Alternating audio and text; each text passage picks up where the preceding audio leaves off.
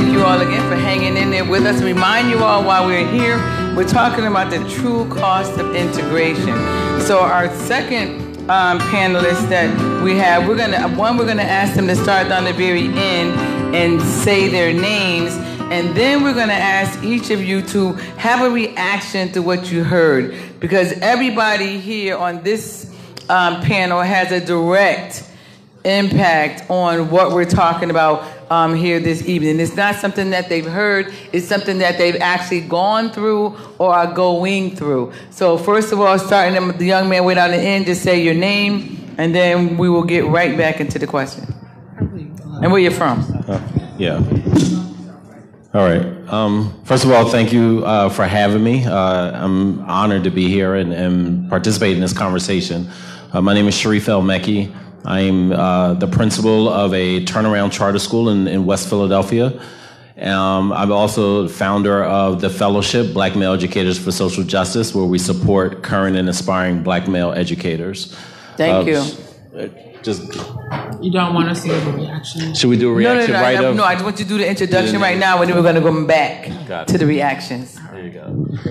Good evening, everyone. It's a real privilege and a blessing to be here. My name is Nekima Levy Armstrong. I am a civil rights attorney, a former law professor, and a former head of the Minneapolis NAACP. Thank you. Good evening, everybody. Thank you for the invitation. My name is Chris Stewart. I am the senior partner and the CEO with the Wayfinder Foundation. We make direct grants into urban moms that want to be activists, that challenge the systems that serve them. I'm also a former school board member, also like Nekima here from Minneapolis. Thank you. You can introduce Robinson, yourself again, Ms. Mom. Robinson. Jarod Thompson, LaShawn's son. I don't have a big title, so. Well, you have the greatest title, you know, because you're the reason that we're all here. So, I want to just remind everybody that we're being viewed publicly, so make sure that you, when you go home, you go online, you go to Facebook, you know, you share with other people who have not been here today, so that we have our next session, they will know that they can be right here and have an impact, you know, on exactly what's facing our children today. So, Deshaun, we want to hear from you first. How has this affected your life?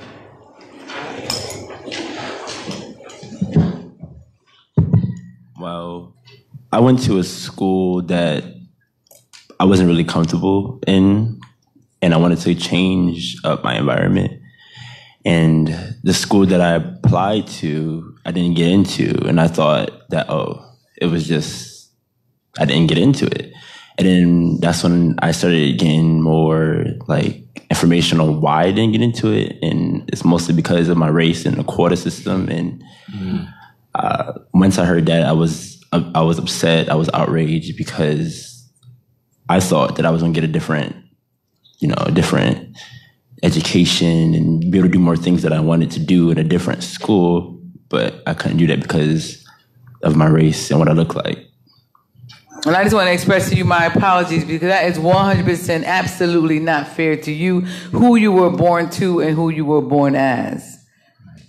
Anyone else want to add to the reaction to what they heard here today? Don't have to be in any particular order. Yeah. All right. We'll just go down the line. Sure. Whatever you want. Okay. Yeah. I mean, there's so many thoughts as I was hearing it. One of the things that I just I guess the first thing was, even before I heard this panel, reading quotes from people who are on your board, your school board, implying that the magnet schools would suffer if more black and brown children were allowed to enter. I think, not only, and while their own child attends there, was like just, I had to read it twice because I was sure that I misread it the first time. So to have a quote attributed to a board member with students there that are basically, sending messages about black and brown kids speaks of classism to the worst degree. I think too often, and being here tonight, I think too often this idea of, integrated schools are too often pet projects of groups of elite people. And there was a quote, something about like, oh, we want quality integrated schools.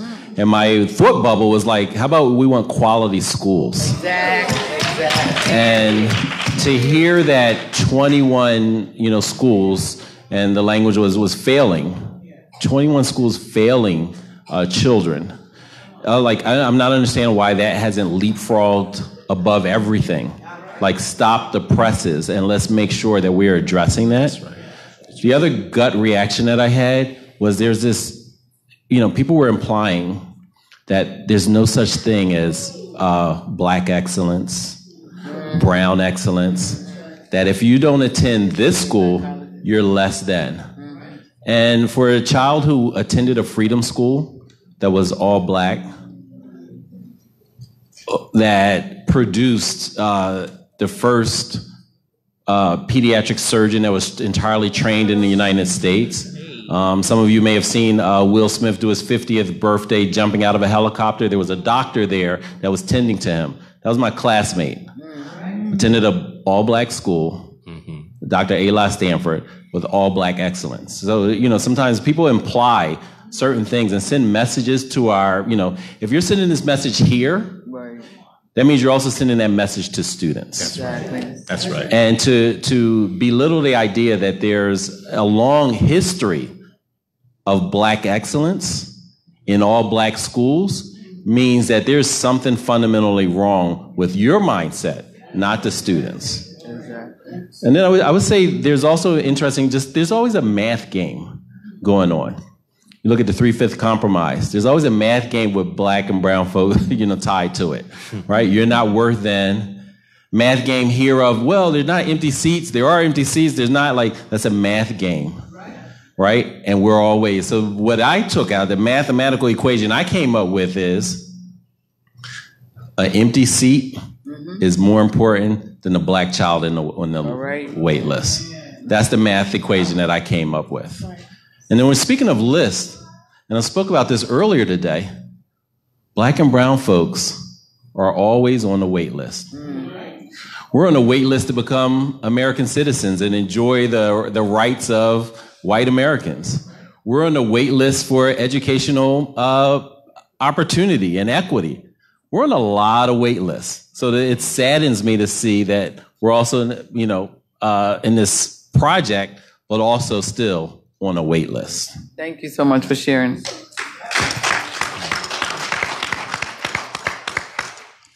I would have to agree with all of the things that I heard Sharif say.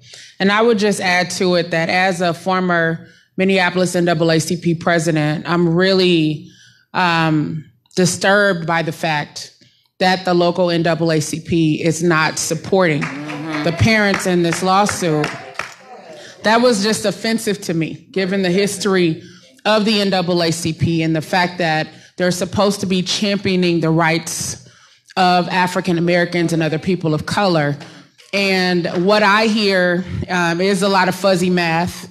The way that language is being used to undermine the intelligence of the parents in the lawsuit and the parents in this room, and being told that you're not seeing what you're actually seeing. You're not experiencing what you're actually experiencing.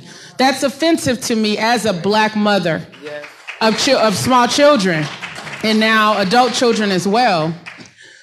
One of the things that I see happening here is that you all are being encouraged to hang on to a failing system, right? In large part because, winning the chef case at the Supreme Court seemed like a big splash. It seemed like a big victory.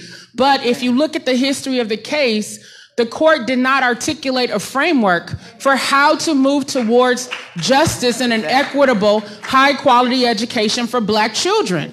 And they did that with intentionality. They didn't even set a timeline. And it reminds me of what happened in Brown versus the Board of Education, where they talked about separate schools being inherently unequal, and let's fix this with all deliberate speed. Which means no speed at all, which means, frankly, they don't give a damn. Sorry for the children in here, about what's happening to the minds of our young people, which I agree is filled with black excellence and black brilliance.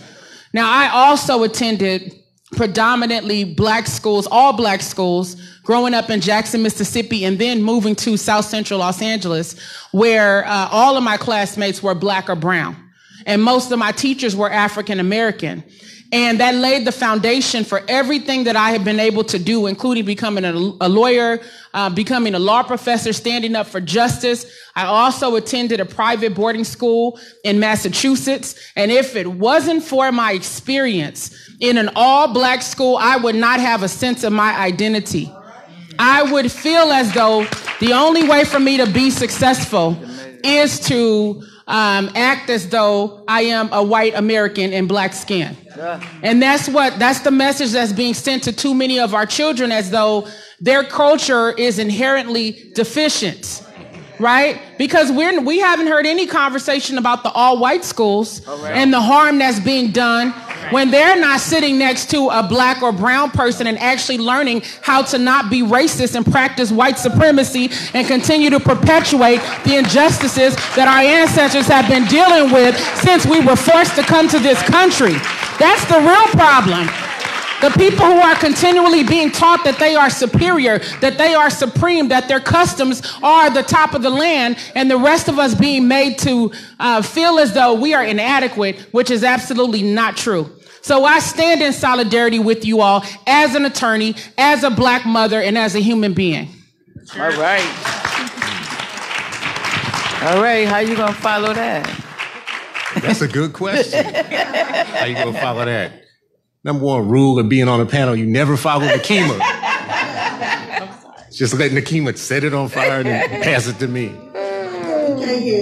So listen, I'm afraid of a lot of what I heard, to be very honest with you. What I just heard is the most honest rendering of what I've heard in the 48 hours that I've been here, to be very honest with you. And Hartford has me scared to death, right? And let me tell you why. I'll tell you why. Because in Minneapolis, we think we're pretty backwards in Minneapolis in some ways. Me and Nekima agree on that, right? We have some issues.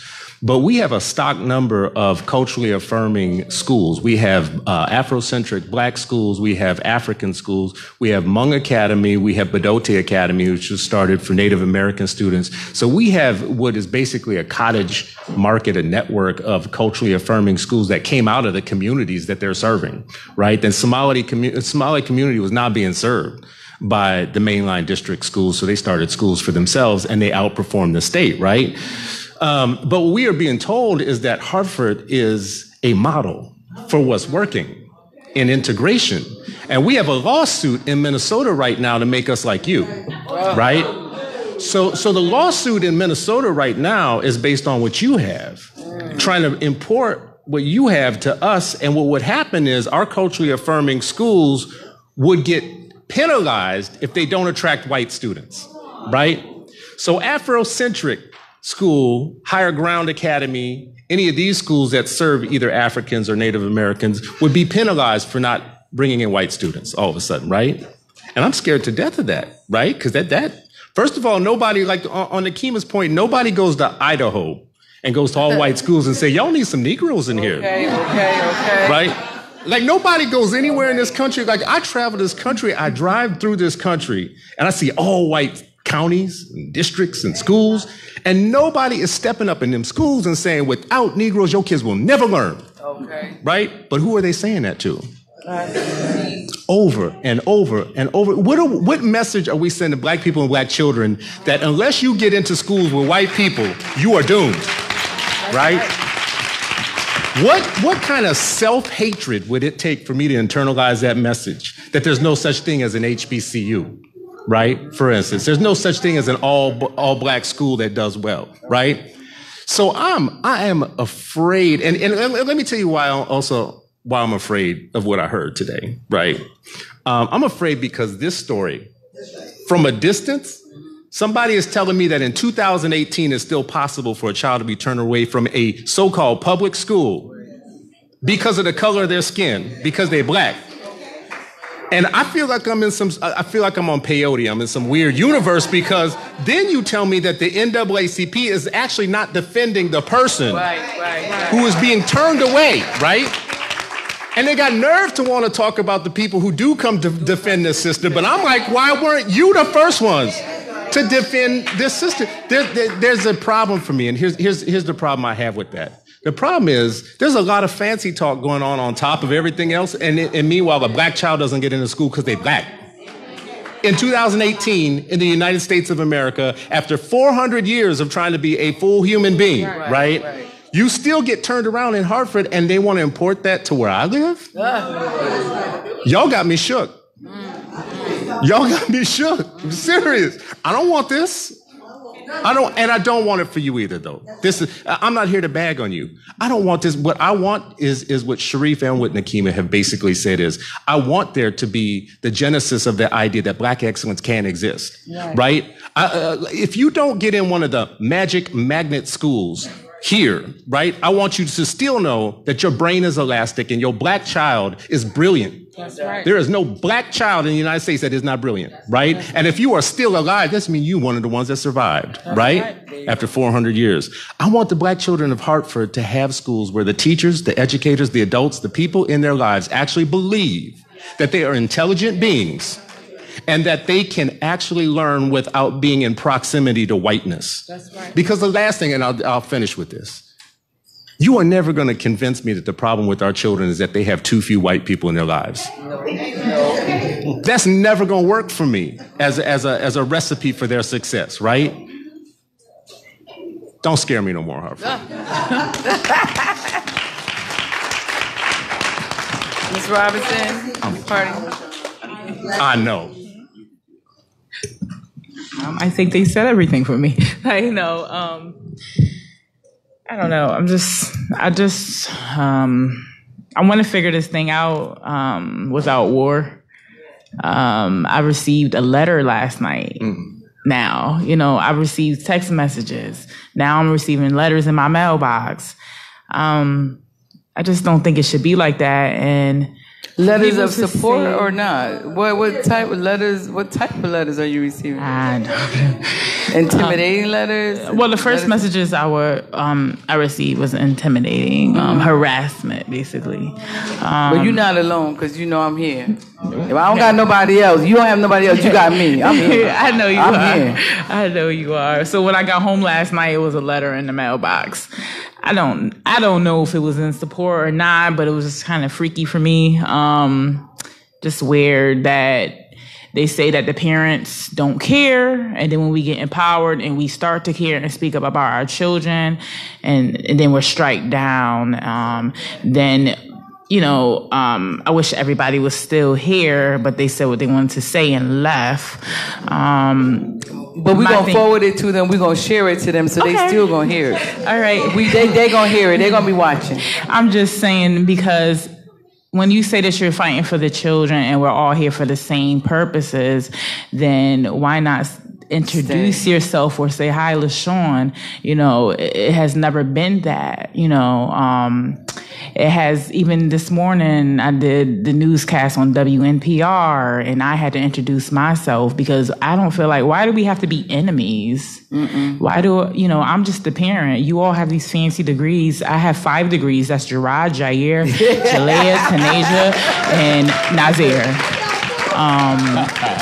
So my thing is, with you being at these high standards, why are you not introducing yourself, saying, hi, LaShawn, this and this and that? Why is it, I'm going to come here just to clarify all the false statements that were made? It should never be that.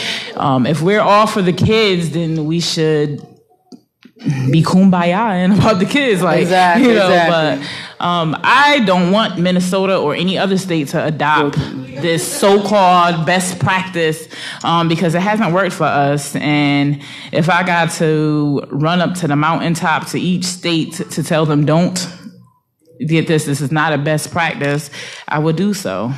Now, a couple of you have mentioned about the funny math, and I had the funny math issue myself, and I think I asked this question in the beginning and did not get an adequate response. So maybe you all could help me with this, that if money actually follows the child, what does it matter where the child goes to school? True. So I just, because I had a problem with that part of the whole thing. Yeah, I can't figure that out. Because I was on the school board and I was trying to get a straight answer from what I was listening to up here. And like I said, I felt drunk because I couldn't follow. There's a couple of things that y'all have going on that I think are really bizarre, right? Number one is there's a whole article in your newspaper here that talked about all the ways to game the system when it comes to the numbers, first of all, right? So I read that and I just thought, okay, why isn't that a bigger story, right? Because the numbers are all gamed up, right? And the waivers that schools get, if they are making it or not making it in terms of their goals and whatnot, it all became real fuzzy math. But then I read this thing about, like, number one, Hartford public schools are still being charged for the special ed of the kids that go on to the magnet schools. And I thought, well, okay, so see, that is a national thing we got going on all over the place, right? When kids leave actually the city and they go out to suburbs and other places, sometimes there's a charge back for the special ed, and special ed is not cheap, right? Special ed is one of the more expensive. Now, I do know that it also says that you don't lose the per pupil money because there is a allotment left behind for the students that leave, right? I don't think it all clears out in the wash, though. And even if it did, now you're double paying for a student, and that money could be better put into the student where he's at, in the school where he or she, where they're at, right? So why pay for a double student for the grand promise of sitting a black child next to a suburban white child, right? Like, to me, that's a bad deal, right? Like y'all need money. Y'all not rolling in cash everywhere. Obviously, you're not rolling in cash, right? So I actually think you should have a panel like this with legislators and with financial people and put them on the hot seat. We're not leaving out this room until we get some straight answers about how all this stuff works. I'm going to write that one down. Lock the doors, right? We're going to be here. This is going to be a lock-in. Do like churches do on Wednesday, right? Because there's not a lot of straight talk. I dug and tried to get to the bottom of it. I'm a reasonably intelligent person, and I couldn't figure out all the numbers. There's just something is wrong in Solville, and I don't know what it is. Okay, so that means that you don't have the answer to the question that I asked for the third time. Because, I mean, I've asked this question. But boy, didn't I answer it a lot, though, didn't I? But listen here. If you have 500 students that go to your school, and a magnet school has 500 students that go to their school, if the money follows the child, don't it seem like y'all gonna have equal dollars? So if you send your child out to a magnet school, now you have 480 students. So you're only getting money for 480. So you lost that 20, provided that you file it on time. If you file it after a certain date, and I don't know what that date is, they keep the money. That's my understanding of how that works. So instead of, and I see your question, and I'm going to get her question too, that if we have time, that she had a question from the last segment that didn't get to be responded to. So instead of, maybe we should be talking to our state legislators, and talk to our Hartford delegation, and everybody go back to your various towns and talk to your legislators. And maybe what we need is an amendment that says after day whatever in that calendar school year, those seats are not filled, because people are saying we have unfilled seat. What was it? There was all the little fuzzy words, but capacity filling, unrecapped seats, but all that equates to seats not being filled by children. So no matter how you want to call it, that's still a chair that nobody's sitting in that the state can be paying for or is paying for. And like one of the other speakers said, that is a bad indication to me that you would rather pay for that child seat to be empty than to have my child sit in that seat and get an education because they're not the right color. So, I mean, I don't care how you want to fuzzy the words. It all equates to the same thing. That our children are not getting in those seats that are available to be sat in. All right, so I'm going to have any more here, or I'm going to go to the audience, because two of them are burning up to have something to say. I'm going to go to her right here, Gwen, in the orange head wrap, and then her in the black, and then last. Well, 1, 2, 3. Start in the first, in the front row with the orange head wrap, and then the black sweater, and then the other black sweater. And then last to the last if we have time. Because unfortunately, like if y'all was next door at City Hall, we could stay there all night long. But you in the library, we have to be shut down, cleaned up, out of here by 7:35. So we got a lot of work to do to get out of here on time. Hi, my name is Kelly Thomas Mounds. I'm a lifelong City of Hartford resident. I know we were supposed to be here for solutions. My only solution is just empower my school in my district. Hartford schools, period. Just empower our schools and make our schools better. And then I don't care about what goes on in West Hartford, Simsbury, or whatever. Let them deal with that. But then Miss Chef left. Oh, well, I think that her and her camp need to go back, because it says that Chef versus O'Neill started in '89. Well, I was a part of Project Concern, which is what Project Choice is now. Right, exactly. She needs to ask those students how they feel. Now, as a 41-year-old black woman, that was the most horriblest experience in the world. I was so alone, being out of 25 students, being the only black child in the classroom, sitting in the back in the corner. Raise your hand to ask a question, made to feel belittled or whatever. You make no lasting relationships, because I had to leave my home at 5:30 in the morning. My mother was still asleep. I had to get up, get myself together, take 2 city buses to West Hartford. Had to leave there because the last bus left at 2:30. So if I needed extra help, if I wanted to play a sport, even if I wanted to play with a friend, it just wasn't possible. So talk about the long-term effects of all of that. You talking about the education. Well, I didn't get an education because I was sitting there doodling and nobody noticed. Nobody cared. Then when I got to high school, they put you in a class in the back down by the boiler. It was called ASK, an Alternative Search for Knowledge. That's where all the black kids were. Wow, search for that. Wow. So ask her about how I feel. Right. Yeah. That's where the conversation needs to go, because it doesn't help in the long term. And she said, sitting next to when you're with people who don't look like you, you're thinking will expand. Right. No, mine didn't. Mine didn't expand until 1994, the summer of 1994, when I went to St. Augustine's College in Raleigh, North Carolina. That's the HBCU that I graduated from. That's all right. Right here behind. That was. And thank you for sharing that, because personal testimonies are the best testimonies. That's right. My name is Pat Rice. I lived in Hartford for 30 years. My grandson was born and brought up in Hartford.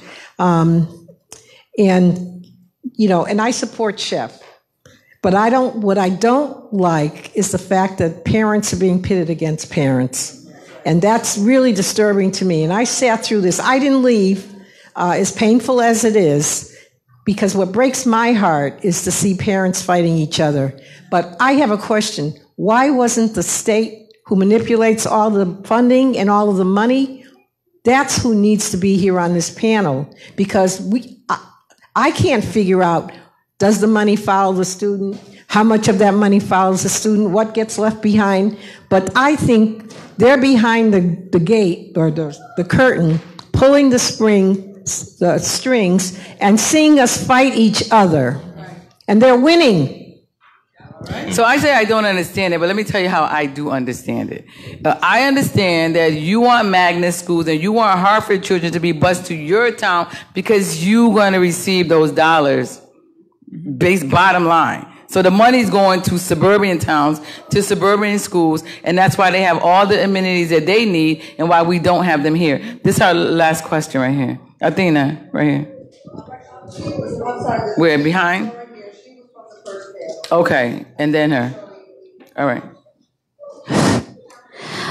I just wanted to reaffirm what the sister in the orange head wrap said. Mm-hmm. I've been speaking a lot, doing the work that I'm doing as a Vista, working in North Hartford. And the number one reason why kids tell me, and I'm talking high school, middle school kids, that they don't go to school, which is the biggest problem here in Hartford, absenteeism and truism. They say it's not worth it for them to get up at 5:30 in the morning to go to a classroom where a teacher is going to ignore them for 8 hours. What's the point? That's how bad it's gotten here in Hartford. So my proposed solution is just echoing what, I'm sorry, I forgot your name. Tell her your name. Kelly. What she said, we need to bolster our community schools, our neighborhood schools. And then you know what?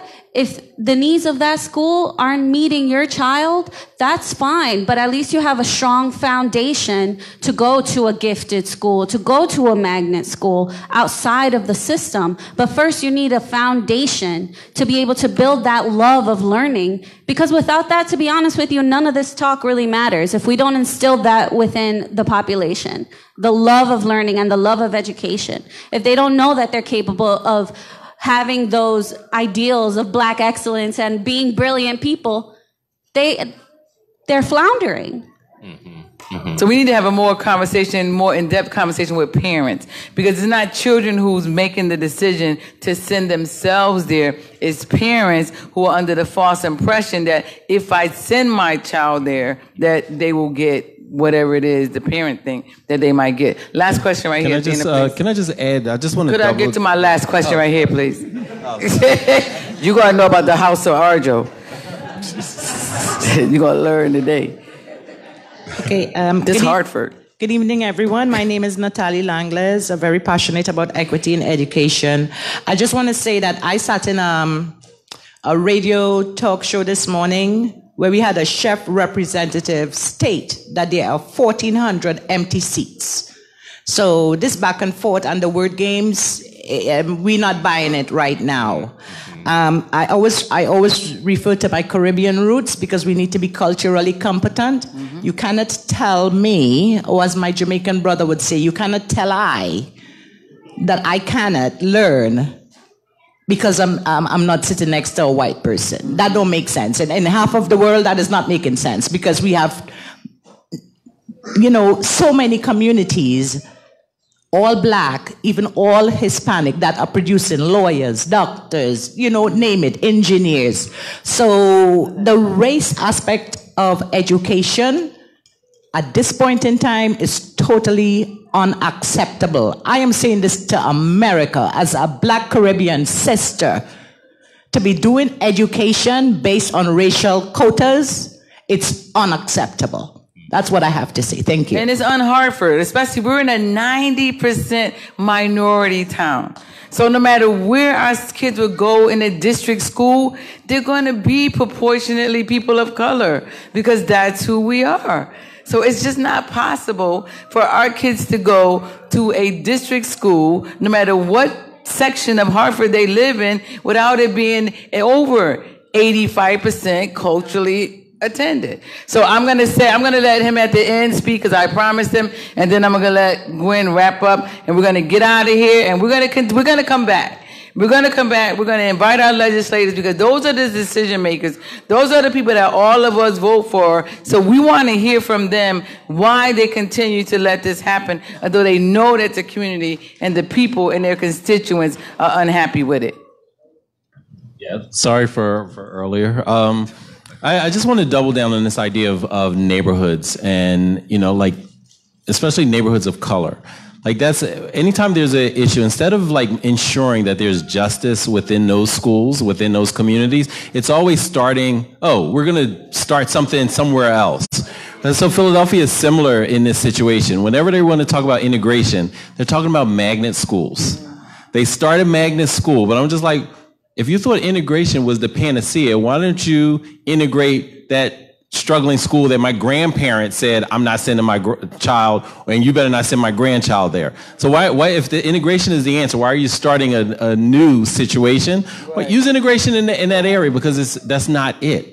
What it is, okay, how do we ignore the problem? And I don't have to be just, I just have to have a plan to be just. Right? As long as I have a plan to be just, then, it's the same thing. With all due, what is it? All deliberate speed. All deliberate speed, right? So that can go on forever. And that's what we're seeing in America's schools, what, and we have to stop chasing white people. We have to stop chasing them. The more you chase them, they run further to the suburbs. And then when we run to the suburbs, they double back and they end up in our city, right back in our neighborhood and gentrify where we were before. And so we have to be really careful about that because that's happening in Philadelphia as well. See, that's what happens when you let somebody have the last word. All right, now this is going to be the last word. I want to thank you all for being hospitable to us. This is my first trip to Hartford, and over the last day and a half, you are lovely people. You are a beautiful city. I love y'all wherever you are. I am here for a sister like LaShawn, no matter whenever the call happens or whatnot. Every time I leave a city, especially when it's my first time, I tell them that I will pray for you and for your children. All right, thank you. And I hope that you will pray for me and mine. And we are in this struggle together. It continues for on and on, but our steps are ordered. And all of our children, I'd like to remind every crowd of this, all of our children are born with unsurpassable worth granted to them by a mighty, mighty God. Absolutely. And it's our job to wake up every day and to make that a reality. So thank you so much, Hartford. Appreciate it. All right, so let's thank Gwen for bringing us all together. She's going to close us out. So I will say to everyone, this is still so emotional for me because this is not supposed to be happening to children.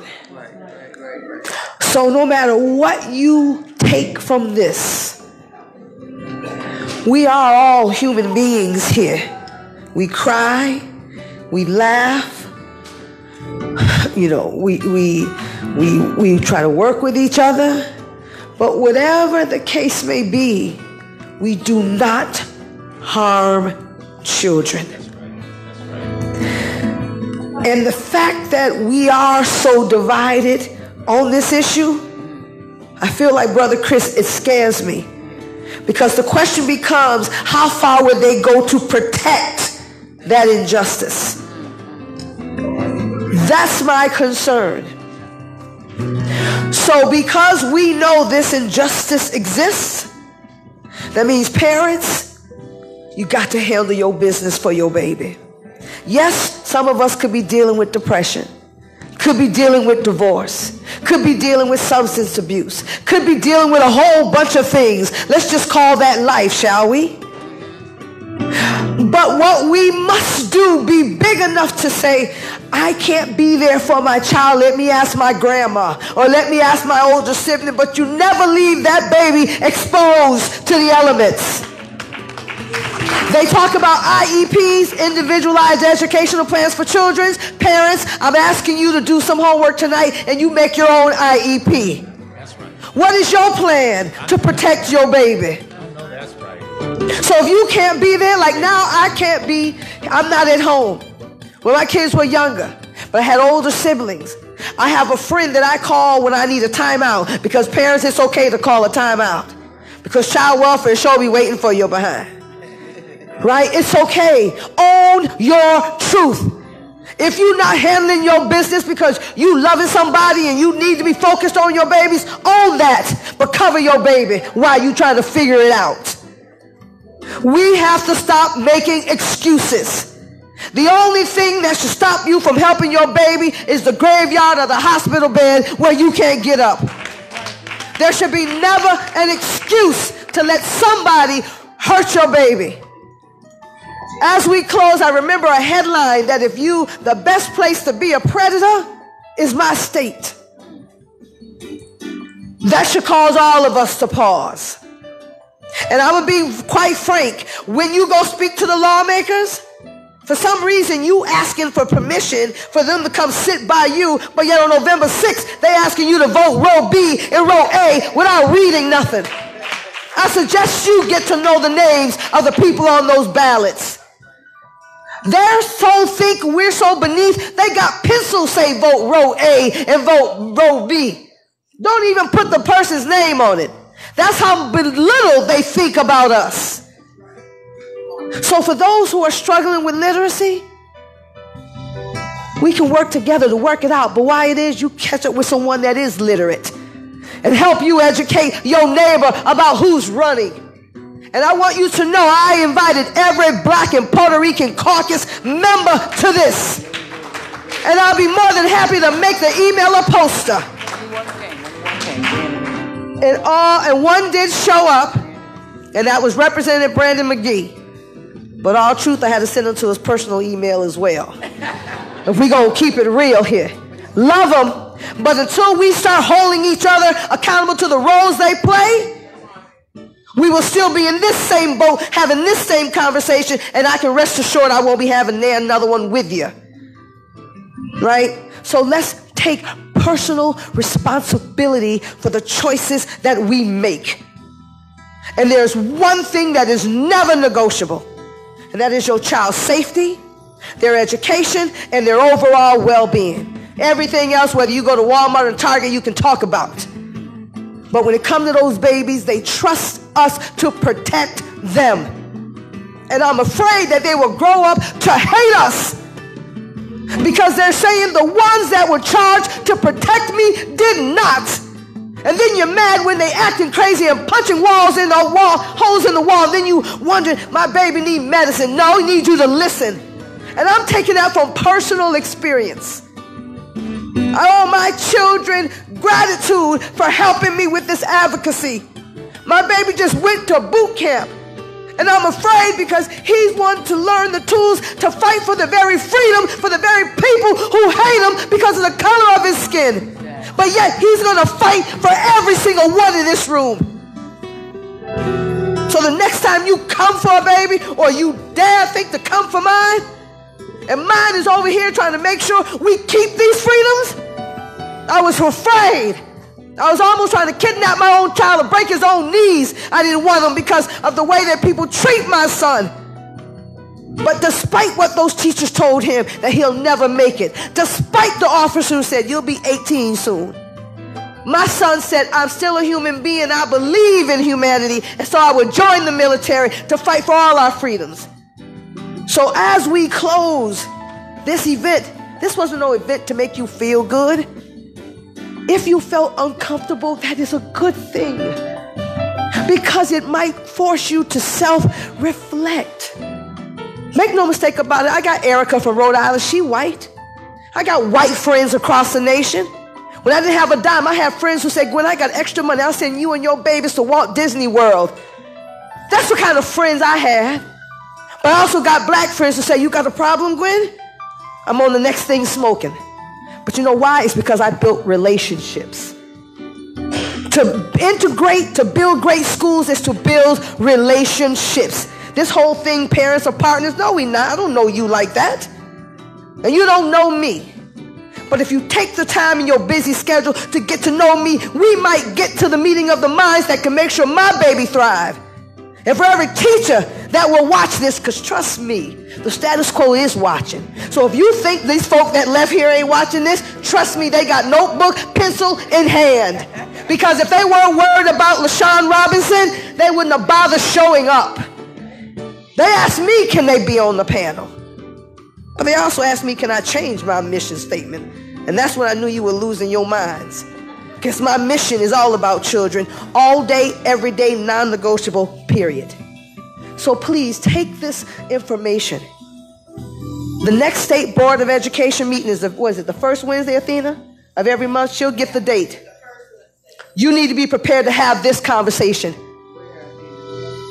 At 4:50, please go to your next one. Because we have questions. You need to ask the lawmakers why some of these laws are in place in the first place. Someone voted for this. And so while Hartford, with all due respect, this started with you, on July 1st, 2017, when it was enacted, you made it about me. And I don't want this for your child, for her child, for nobody's child. So we should be asking that this law be repealed. I don't want nothing amended because it sounds dangerous. This needs to be about all quality schools, period, end of discussion. And if you're not handling your business, you need to find another job. But nobody want to say that. Right? So again, thank you for joining me tonight. This was hard. Again, I shout out to my children who helped me advocate for all these years. You understand? So we can have freedom. But freedom not free. If this is freedom, I want no parts of it. But I do know the Constitution says I have a right to equal protections, and you're not about to do what you're doing to my babies, and working with you will be about none of our babies. So again, thank you for your for being here this evening. If you do have a question, you can send it to me on Facebook, you can inbox me, or you can email info, at ctparentsunion.org. And I will get the question to the appropriate person and we will post it. That's how transparent we need to be with each other if we're going to help our babies. So any other final burning questions? Because we do got to wrap up, but I want to be fair to everyone who took the time to come here. And I want you to understand I value everyone that's in this room. Yes, young man, you have a question?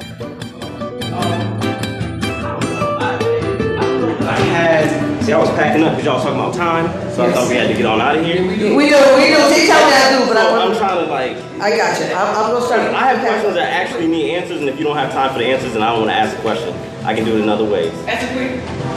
I guess one of the things that I was reflecting on when I think about definitely wanting to empower neighborhood schools, right?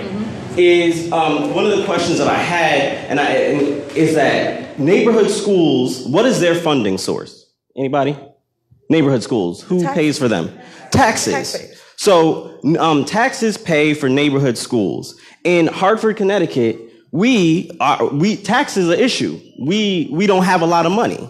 And when I think about the reason why, I think about white flight. And I think about institutional racism. And how when we say we have to stop chasing white people, I completely agree that we have to stop chasing white people. But the fact of the matter is, in the United States of America, white folks have been hoarding wealth with the help of institutional racism. And so that's, for me, a large part of the reason why we're in the situation that we're in Hartford is because of that hoarding of wealth that was allowed or made possible by institutional racism. So no solution that we come up with that has a colorblind ideology is going to solve that. We must, if we want to address educational inequity in Hartford, we have to name that it is a product of institutional racism, and in that way, all come together and say, we need to address the racism, and here it is. The fact of the matter is that the reason why we chase whiteness is because we're chasing money. We're chasing the dollars that brings in. And so for me, there are examples in this country of where people have said, oh, we have an urban center that doesn't have enough money to equitably educate its young people. We have to go to the towns that surround it that have money, right, have been hoarding it, like I said, because of institutional racism, and they have to subsidize, they have to give money to make sure that young people are able to get quality education. We won't do that in Connecticut because of racism, pure and simple. And we have to recognize that we are very comfortable in this state with black and brown people getting nothing, getting very little. They are completely comfortable with keeping money from us. They have been using us. They owe us. Suburban communities owe cities because they come here, they spend their money, they took their money during white flight. They owe us that money. And I'm looking for a solution that says, pay us back. Give us back some of that money. Don't say we comfortable, because I'm not comfortable. Okay. Michelle. Well, there are some people that are very comfortable I'm not from my point of view. comfortable at all. But I had less of a question and more of a wondering there. This is the last question. All right, this is the last question. You know, the final call? This is the final call. Okay. Go ahead. Good evening, everyone. My name is Sister Michelle Muhammad with the Nation of Islam here in Hartford. But there's so much that we could speak on, so please do a next. Oh, absolutely. My thing is, this young man he's on it to a point. Mm-hmm. As a community of black people, we have an economy that is, I'm not sure in line of nations, but trillions of dollars, or at least $1 trillion as black people in America. The reason why we're partially struggling, yes, they owe us, but how long will we beg for people to do the right thing? Or keep giving. The reason why we're dealing with that is because we're allowing them to dictate the narrative, and in their dictating the narrative is why it looks like we're fighting each other, number one. So our disunity is our problem. When we stop allowing them to tell us that I can't talk to my sister because she lives over there, or you went to that school, or you think your God, you call your God Allah, and the other one calls him Jesus. Wait a minute. If you trace it back, we all were on that same ship that they put us and brought us here on that. We didn't ask to come over on. That's right. So the reason why we need to do what we need to do for our children, I had mentioned to Gwen, How long have you been talking to these people about this? This whole thing with the numbers game, you're going to them like they don't know that's what they're doing. Oh, they know it. They know it. Let me help you. They know it. The legislators and the people who do this and these laws, they know that. They were just hoping you wouldn't wake up and realize that's what they did. Right. But as long as we chase them to do the right thing, there may be some who will come if they are, but we don't have time to focus on that. Our children are seriously valuable. There is no child of ours that has a problem that we can't overcome. It is our duty, as Sister Gwen said, to make sure that our children are educated. Wait a minute. It is our duty, parents. Okay, mothers, you lay down. Them other people didn't lay down to have your child. So why in the world would you think they would be more interested in doing right by your children than you are? Exactly. You know why? Because you believe that we don't care about our children. Who said so? So if we really want to fix this, then we better get in a room and figure out how to stop letting other people tell us how to be disunited and save our children, because it really is their lives at now. Real quick, because Sister hit me with that. I went to a private school, and I was the only face in there as well. Okay?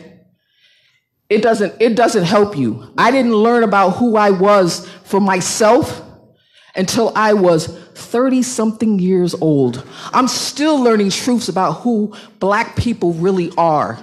You're not going to get it in their school. So you're begging to integrate your children into a school that even in that school, the curriculum doesn't tell them who they really are. Exactly. So what are you begging for?